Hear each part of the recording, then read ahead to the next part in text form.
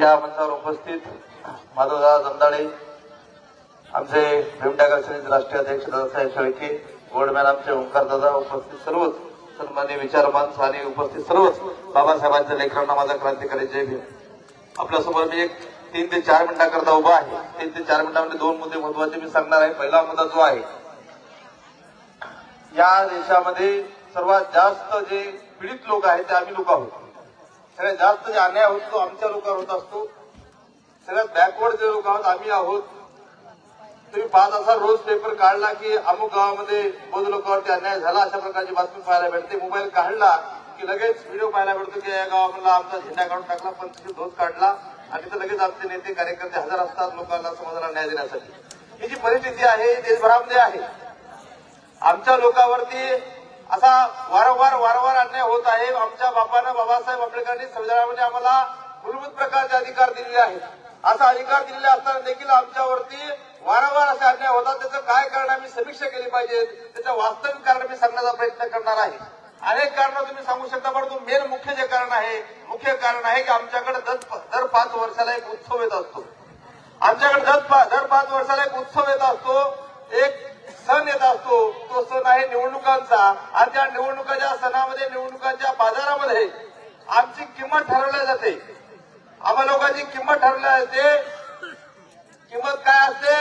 मागच्या काही वर्षामध्ये आमची किंमत असायची एक काळी पन्नी, एक पांढरी बाटल, काळी पन्नी, पांढरी बाटल आणि 200, 1000, 500 रुपये अशा प्रकारची आमची किंमत असायची. अलीकडच्या कालच्या निवडणुकीपासून आमचा रेट आता वाढला. आता काळी पन्नी, पांढरी बाटल गायब झाली आणि आता आमचं मत 2000ला, 5000ला, 8000पर्यंत आमची किंमत गेलेली आहे.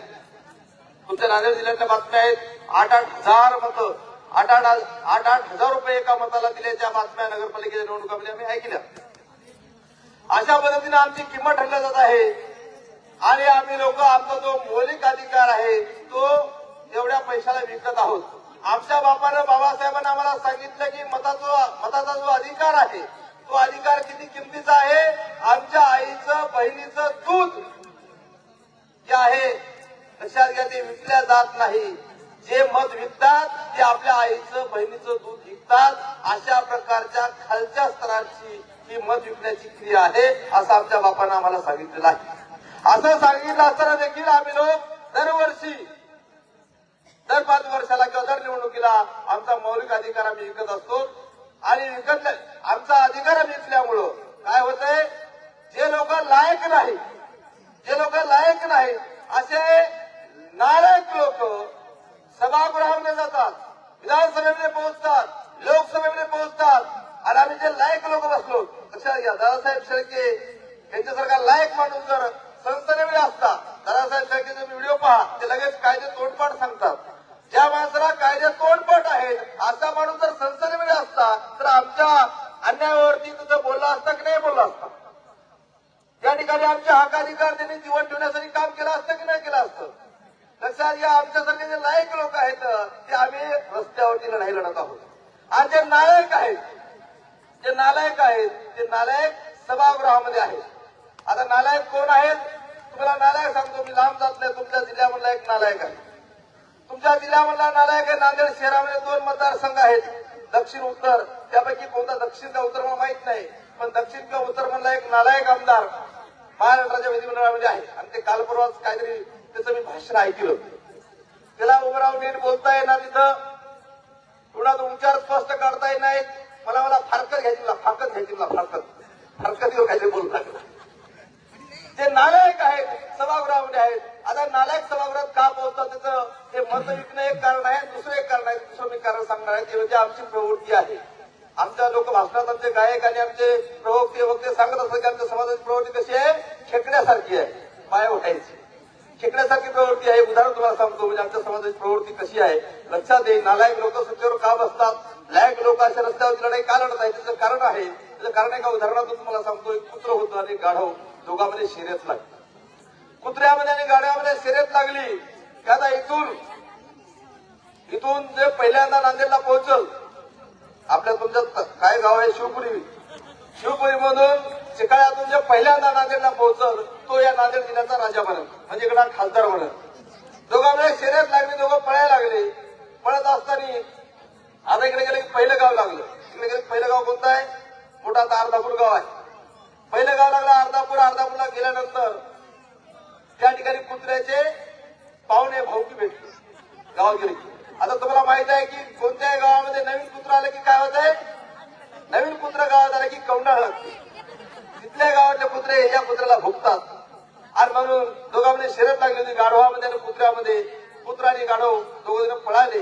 पहिलं गाव लागलं अर्धापूरला कुत्र त्या ठिकाणी त्या कौंडाळीमध्ये अडकलं. आता कुत्र्यापेक्षा गाढवाची स्पीड पडण्याची कमी आहे. गाढवाची स्पीड कमी आहे पडण्याची, परंतु त्या कौंडाळीमध्ये भांडणामध्ये कुत्र अडकल्यामुळं गाढव पुढे गेलं. पुढे गेलं, अर्धापूरच्या पुढे गेलं. पुढे गेल्यानंतर दुसरं गाव लागलं. त्या दुसऱ्या गावामध्ये कुत्र्यानं आपली कौंडाळ सोडवली.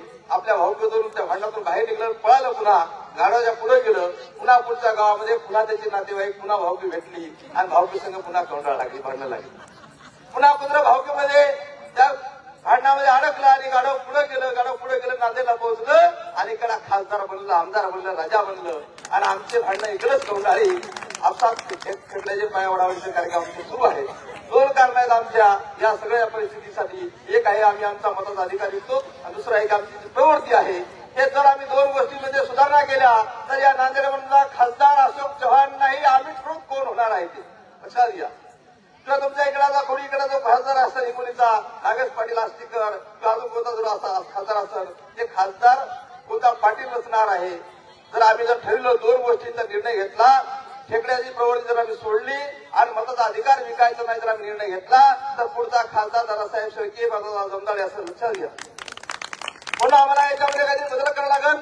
दुसरी महत्वाची गोष्ट मी तुम्हाला सांगणार आहे, तर आम्हाला शेवटचा एक मुद्दा मी सांगणार आहे. तो मुद्दा म्हणजे आता आमच्याकडं जोपर्यंत आम्ही लायक ठरत नाहीत, लायक म्हणजे काय मी सांगितलं तुम्हाला की जोपर्यंत आम्ही निर्णय घेणार नाहीत की आम्ही मतं विकणार नाही एक गोष्ट, आणि दुसरी गोष्ट आम्ही खेकड्याची प्रवृत्ती सोडणार नाही. जोपर्यंत आम्ही त्या दोन गोष्टी सोडणार नाहीत तोपर्यंत आमच्यावर आता एकच पर्याय, आमच्याकडे पर्याय एक पर्याय काय आहे आमच्याकडं? सध्या वर्तमान जी परिस्थिती आहे त्या वर्तमान परिस्थितीचा आम्ही स्वीकार करायचा, त्यानुसार आम्ही वागत राहायचं असा आमच्याकडे पर्याय आहे. आता पर्याय म्हणजे आमच्याकडे आता लोकशाही व्यवस्था आहे. लोकशाही व्यवस्थेमध्ये आम्हाला राजा बनण्यासाठी निवडणुका लढाव्या लागतात आणि निवडणूक लढण्यासाठी आता आमच्या लोकांचा त्या दोन आमच्या वाईट प्रवृत्ती असल्यामुळे आमच्याकडे आमचा एक सक्षम प्रकारचा पर्याय उपलब्ध नाही. आणि पर्याय उपलब्ध असल्यामुळे आम्हाला आता काय करावं लागतं? आमचा मताचा अधिकार हा काँग्रेसला नाही तर भाजपला, शिवसेनेला, राष्ट्रवादीला द्यावा लागतो आणि त्याच लोकांना राजा बनावं लागते. अशा प्रकारची आमच्यावरची परिस्थिती ओढवलेली आहे. यामुळे काय होत आहे तुम्हाला मी सांगणार आहे. एक पुन्हा एक उदाहरण सांगणार, छोटंसं आम्ही सांगणार आहे. पाय कोंबड्याचं संमेलन होतं, तसं आपला कार्यक्रम आहे नाही, ही धम्मपरिषद आहे, संमेलन आहे. अशा प्रकारचं एक कोंबड्याचं संमेलन भरतं. त्या कोंबड्याच्या संमेलनामध्ये अनेक प्रकारच्या कोंबड्या येतात. त्याच्यामध्ये तुमची गावरान कोंबडी येते, तुमचं ते बायलर कोंबडी येते, तुमची ती निवडणुकीत चालणारी काय त्याला बायलर पोल्ट्री कोंबडी येते, कडकनाथ, वनराज, आमक्या तमक्या सगळ्या प्रकारच्या कोंबड्या त्या संमेलनात येतात. कोंबड्या जमतात आणि तिकडं हे संमेलनाचं आयोजन करतो खाटी. आता जसं बोधीवृक्षानं इकडे आयोजन केलं तसं एका खाटकानं कोंबड्याच्या संमेलनाचं, कोंबड्याच्या परिषदेचं आयोजन केलं आणि त्या कोंबड्याच्या परिषदेमध्ये खाटकानं कोंबड्याला एक विषय दिला बोलायला. जसं आम्हाला बोलायला विषय दिला तशा पद्धतीच्या कोंबड्याला बोलायला एक विषय दिला. विषय कोणता दिला? की प्रत्येक कोंबडीनं पुढे यायचं, हातात माईक घ्यायचं आणि बोलायचं की कोंबडीला कोणत्या मसाल्यामध्ये तळल्या गेलं पाहिजे, कोंबडीला कोणत्या मसाल्यात तळायचं ते प्रत्येक कोंबडीने पुढे येऊन सांगायचं. पहिली कोंबडी आली गावरान, ती म्हणली मी गावरान कोंबडी आहे, मला गावरान मसाल्यातच तळल्या गेलं पाहिजे. दुसरी कोंबडी आली, तिने सांगितलं की अमुक अमुक कोंबडी आहे, मला कोणत्या तरी मटण मसाल्यामध्ये तळल्या गेलं पाहिजे, वाघमारे मटण मसाला तळल्या गेलं पाहिजे. तिसरी कोंबडी आहे, तिने सांगितलं मला परवीन मसाल्यामध्ये तळल्या गेलं पाहिजे. चौथी कोंबडी आहे, तिने सांगितलं मला सुरुची मसाला तळल्या गेलं पाहिजे. प्रत्येक कोंबडीला आपलं मत मांडलं. एक कोंबडी आमच्यासारखे चतुर होती, चालाक होती.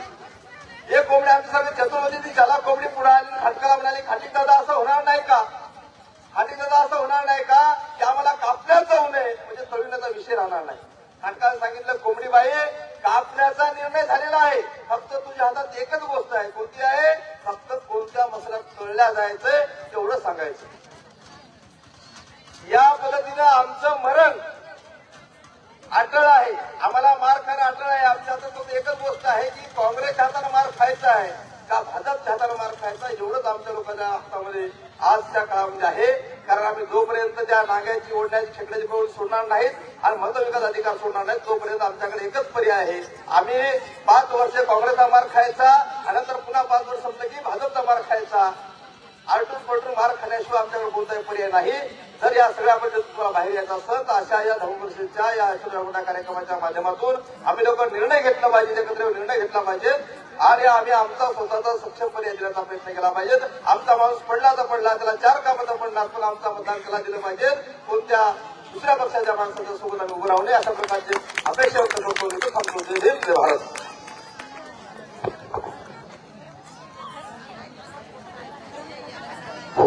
साहेब खूप चांगलं भाषण केलं.